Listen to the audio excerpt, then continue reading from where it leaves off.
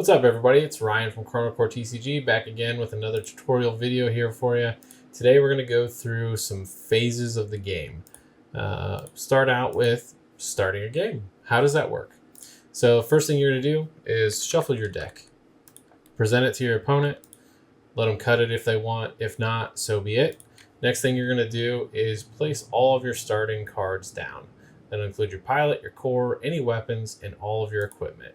Now, in a tournament setting, you'd be placing your pilot face down, and you can cover up your core card with another card if you've got it. So you could essentially do one of these numbers here, right?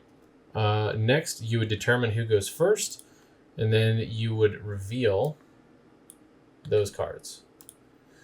Once you determine who goes first and you reveal these cards, you'll go ahead and draw 5 cards out of your deck. I'm not going to do that here. It's pretty self-explanatory. Then in turn order, depending who's going first, you'll be able to mulligan any number of cards from your hand. And what I mean by mulligan is if you've drawn 5 cards, you can put up to 5 of those cards right back to the bottom of your deck. Draw new cards off the top, matching however many cards you put at the bottom of deck, and then you'll shuffle your deck afterwards. Once that's done, the first player, whoever won priority, will begin their turn. So after that, we'll start with the phases and turn flow of the actual game itself. This is skipped during first player's turn, but it is important as it's the reset phase. So any beginning of turn triggers will happen during this phase. I don't have any on the field right now. You'll see them in a purple box. They say beginning of turn. So like where this says counterattack, it would say beginning of turn, and then it would have any abilities that you could trigger. You'll be able to pay for those abilities now when you do that. First player does not get their reset phase as far as beginning of turn because you don't start with any core charge up here. So the second part of reset phase after you've gone through beginning of turn is when you actually set your current charge to your max core charge.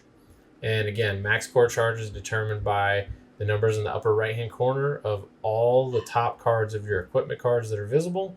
So turn 1, you're going to have 1, 2, 3.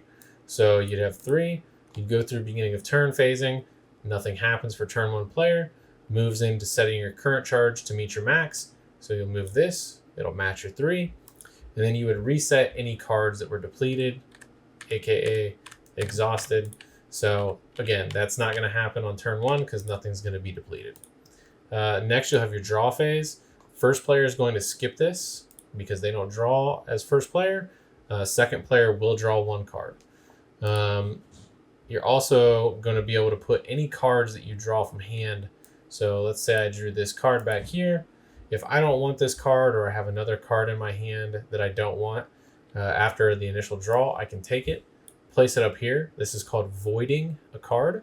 And then you would draw 1 new card off the top of the deck to your hand. You can do that every turn. First player can also do that at the beginning of their turn. So while they may not get to draw, they can void 1 card and draw a new one off the top of their deck. All right, so once we're done with the draw phase, we're going to move right into main phase. Any of these actions can be done in any order at any time. You'll be able to play a card from hand by paying the cost in the upper left-hand corner. That'll come out of your current core charge. Cards can be played face down, would be configuration cards. All of those cost 1. That way you know your opponent's not cheating. If they play a face down card, always going to cost 1, unless there's some weird ruling or weird rule that we've come up with in the future. But as of now, everything's going to cost 1. That way you know exactly that your opponent's not cheating, to be frank. So once you do all that, you can also put a card down with an on reveal ability. You can flip that card over if you've played it face down. If it has an on reveal ability, you'd be able to trigger any of those. You can activate any active main abilities on any cards. So for instance, this card has an active main ability on it. You can pay 0, or if it has a cost over there next to it, you would just deplete the card, and then you'd be able to do whatever the text says. So this one's reconfigure. It says choose 2 cards in your hand. scrap them without triggering any effects. So all that means is you're going to take 2 cards, put them over here in this little pile, and then that's it. You get to do it for free. And it's important in this deck for reasons. We're not going to go into that because it's not what this is. You can also declare an attack in your main phase. Now, declaring attack starts a sub-phase called the attack sub-phase. I know, such a genius name. But either way, you would declare the attack. Once you do that, you go into that sub-phase. Starts a whole new kind of process of how things are done. If I was attacking with this card, I would declare the attack and specifically say, I'm going to declare an attack with Ludus Orb V1. So that would start that sub-phase. Once that happens, you would move into a section of the game where if your opponent had a face-down card here, say they had a configuration card, let's grab one. Okay, so say this configuration card had been played face-down, it's on your opponent's field. Once I declare the attack, they have an opportunity window to flip this card over, and if it has an on-reveal ability, they would be able to use that ability prior to me moving into my actual on-attack phase. And what I mean by on-attack phase is any of these cards that say on-attack, not that one. So in this deck that we have out, it's just this ability here, Siphon 1. Once your opponent has either used or passed on being able to flip and reveal any face-down cards, you then have the opportunity to pay energy or core charge to use these abilities. Now, say this is flipped over. Let's say this was an on-attack as well, and it wasn't an active main like that says. This is all one card, just as we talked about in kind of deck construction and kind of how cards work and what they mean. This is all one card now, so you would choose one on-attack ability from each of these cards. So you choose one or the other. Once you've done that, let's say we choose this one, it costs 1. We would deplete that card, we would pay the 1. Now, if we had other cards on the field that had on-attack abilities, we could also use those at the same time. The only thing you can't do is stack multiple keywords. So this Siphon 1, you can't use other cards that also have Siphon. If it was Power Burst, it would be the same thing. As long as they're separate keywords on different cards, you can trigger them all in the same on-attack window. Okay, once I've decided to pass, or pass priority, I guess, is how we would say it, to our opponent after all of our on-attacks have been declared and paid for, it would move over to the opponent's counterattack phase. Now, counterattacks are interesting because unlike the on-attack window where you can trigger as many of these on-attack abilities that you can pay for, the counterattack window, you have to choose one counterattack ability and use it.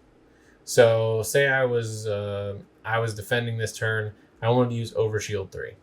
So Overshield 3 means I can reduce up to 3 damage from my shields from the current attack.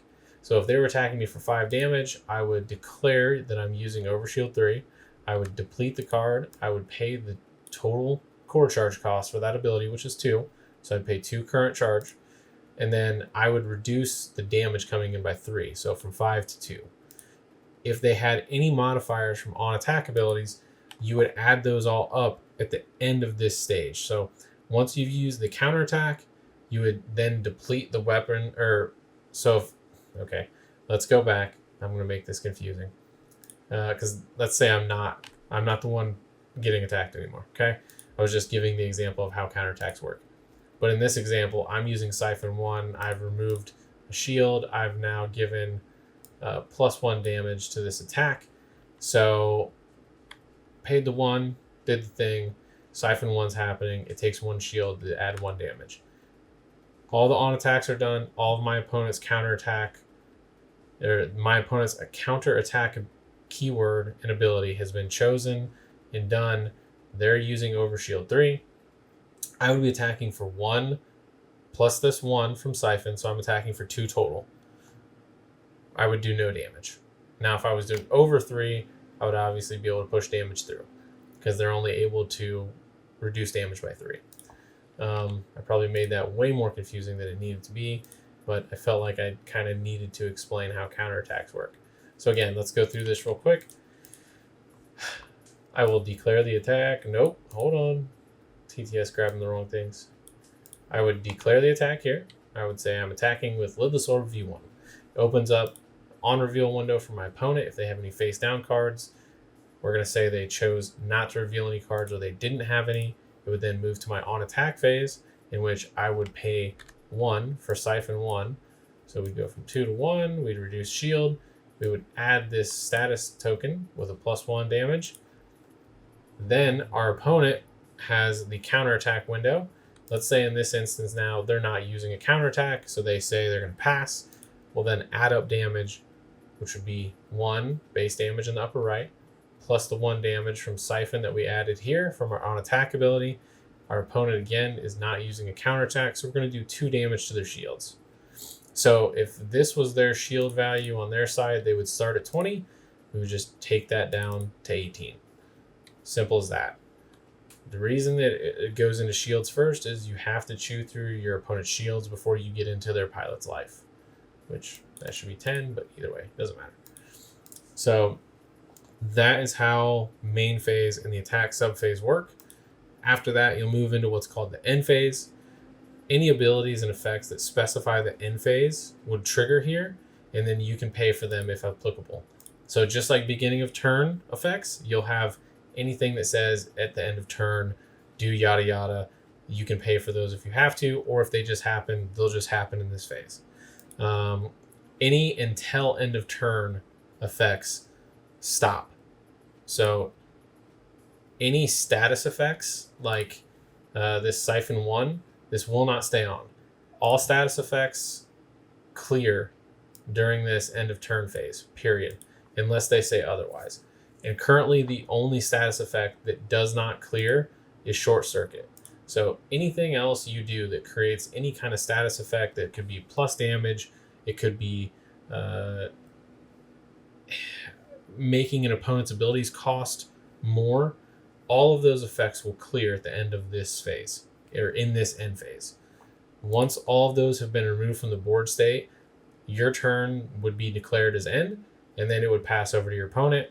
They would then start back at their reset phase, where they would do their beginning of turn if they wanted to. They would reset their current charge to max, match their max. Too many M's in here. I don't know what I'm doing. And then they would reset all of their depleted cards. And then they would start their turn with their draw phase, technically, right? So that is how starting a game and all the turn flows work in Chrono Core. We'll be back with the next one here shortly, so stay tuned and we'll see you in the next one.